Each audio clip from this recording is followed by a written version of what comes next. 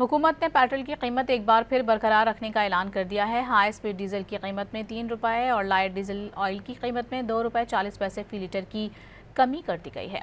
वजारत ख़जाना के एलामी के मुताबिक आइंदा 15 रोज़ के लिए पेट्रोल की फ़ी लीटर कीमत 264 रुपये 61 पैसे बरकरार रखी गई है। हाई स्पीड डीजल की कीमत में 3 रुपये फ़ी लीटर की कमी के बाद 269 रुपये 99 पैसे फ़ी लीटर हो गई है।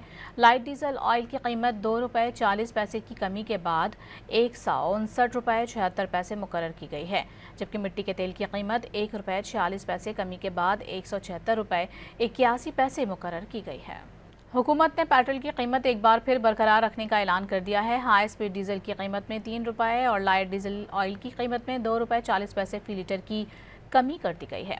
वजारत ख़जाना के एलामी के मुताबिक आइंदा 15 रोज़ के लिए पेट्रोल की फ़ी लीटर कीमत 264 रुपये 61 पैसे बरकरार रखी गई है। हाई स्पीड डीजल की कीमत में 3 रुपये फ़ी लीटर की कमी के बाद 269 रुपये 99 पैसे फ़ी लीटर हो गई है।